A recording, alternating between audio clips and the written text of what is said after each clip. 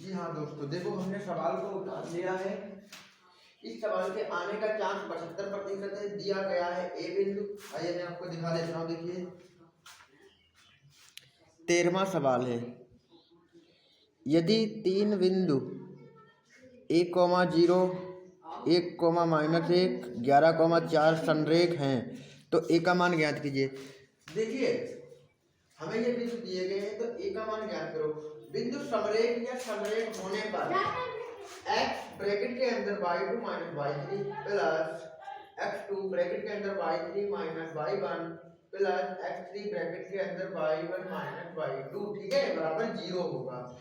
तो याद करने का सूत्र देखो, 123 गलत है उनको।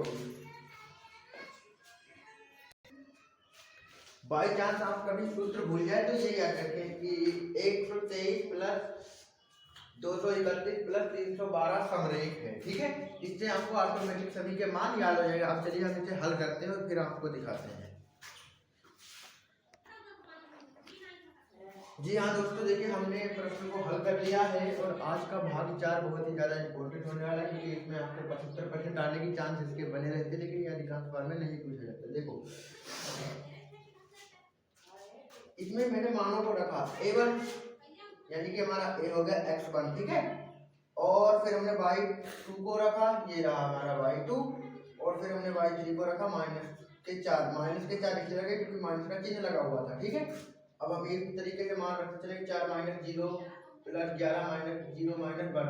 अब यहाँ पर आप सोच रहे 11 कैसे आया, इसको जोड़ेंगे तो प्लस का हो जाएगा, इसलिए प्लस का 11, और इसको बाहर निकालेंगे तो 4 मिलेगा, और ये 5a, क्योंकि माइनस का प्लस का माइनस का 5a बन जाएगा, ठीक है। तो ये जुड़ देंगे, कर्जा के है ना। अब हमारे यहाँ पर इन दोनों को जोड़ने पर 15 आएगा, और ये तो हमारा 5 था ही। अब हम इसको 0 को बराबर रख लेते हैं।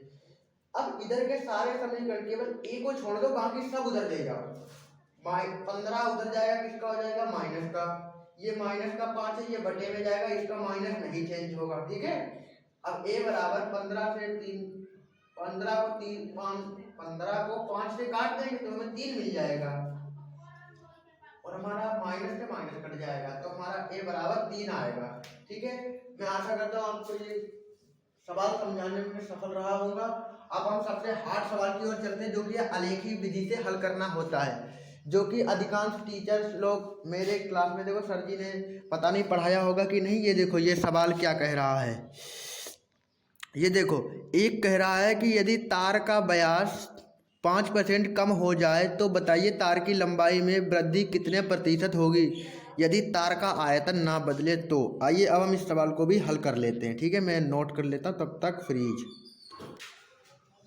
जी हाँ दोस्तों, देखिए ये वाला सवाल काफी हार्ड है, लेकिन इसके आने के चांस 85% बने रहते हैं, क्योंकि ये 2025 और 24 तथा 23 में रिपीटेड हुआ है। हो सकता है किसी एक साल रिपीटेड नहीं हुआ, लेकिन अधिकांश बार ये आता है। तो देखो इसमें कहा गया है, मैंने आपको प्रश्न पढ़ा दिया था तो आप देख लेना। हमने लिखा हल, माना तार का 2r यानी व्यास बराबर 20 सेंटीमीटर, तो r बराबर 10 सेंटीमीटर। माना तार की l या h बराबर 10 सेंटीमीटर, तार का आयतन πr²h, पाई गुणे r का मान हमारे पास है 10, और उसको 2 बार गुना कर दें तो हो गए 100, और फिर 10 से गुना करने पर 1000 पाई सेंटीमीटर। अब प्रश्न अनुसार जब व्यास 5% कम हो जाए तो तार की r बराबर, यहाँ पर एक 2 हमने इसलिए लिखा ताकि आपको समझा सके। ये जो 2r होता है ना व्यास, तो उसी को हमने बटे में कर दिया, इसलिए हमारी r बराबर हो गई, ठीक है।